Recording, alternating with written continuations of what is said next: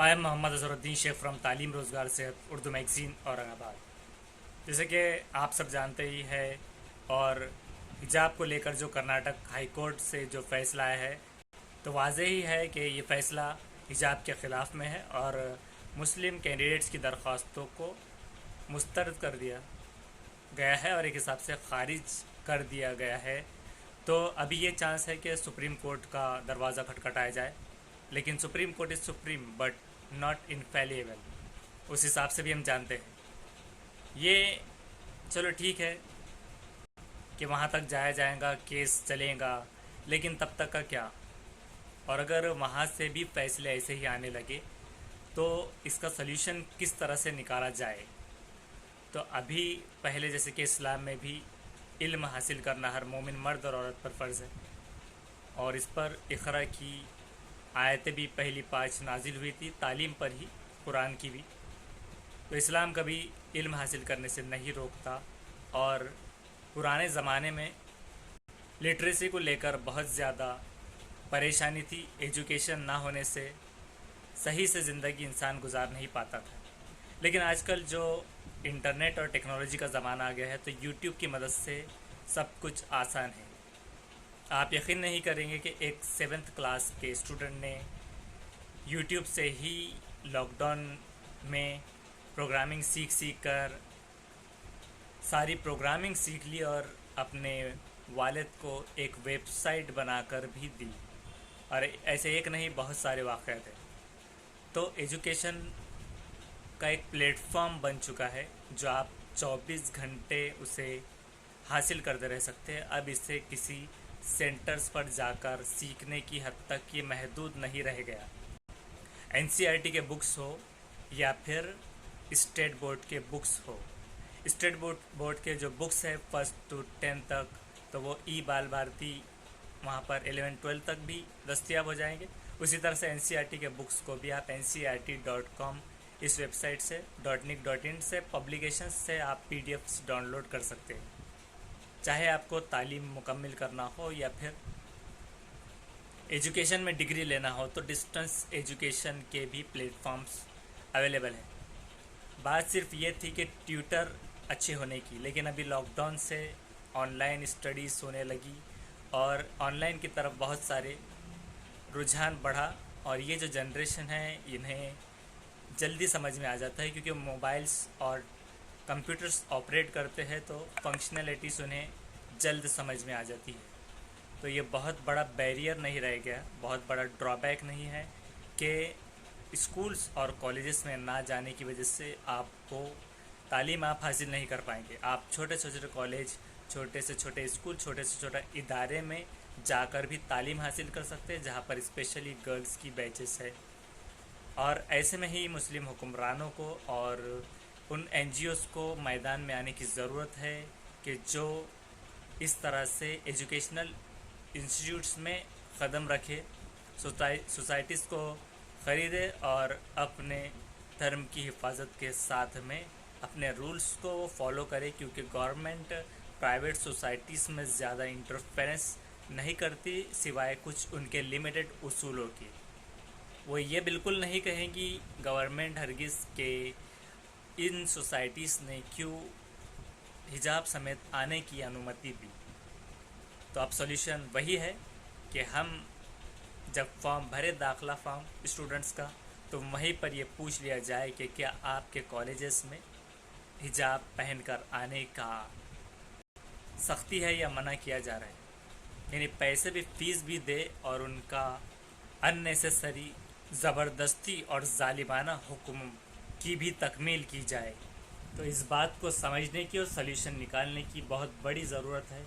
और उन कैंडिडेट के लिए मैसेज जो हिजाब पहनकर ना आने देने पर एग्ज़ाम्स नहीं दे रहे, तो उन्हें हेड्स ऑफ है, क्योंकि वो एग्ज़ाम में फ़ेल होने से बेहतर ये एक अच्छा कारनामा वो अंजाम दे रहे हैं। कामयाबी के बरक्स उन्होंने जो ये फेलियर चुना है, ये उनकी जीत है, क्योंकि अननेसेसरी जुल्म की तकमील की जाए तो जुल्म जीत जाएगा। और फिर इसके बाद न जाने कितने मुद्दे और कितने उसूल और रूल्स गवर्नमेंट से और इन इदारों से ملتے رہیں گے۔ اگر کریئر کی بات کریں تو رزق ضروری نہیں کہ ڈاکٹر بننے کے بعد ہی رزق آپ کو ملے گا۔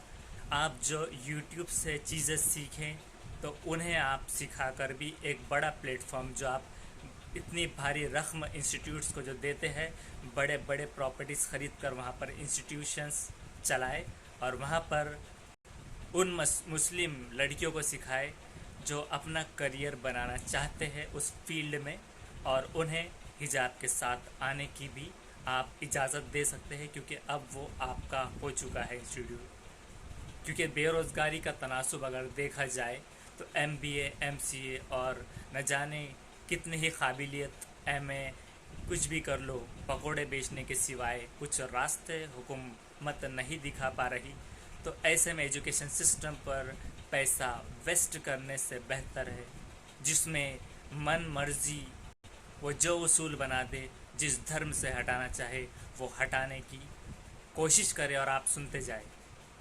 نہیں ظلم کو گھٹنے ٹیکنا ہوگا، ان برے لوگوں پر بھی برا وقت آنے دیجیے۔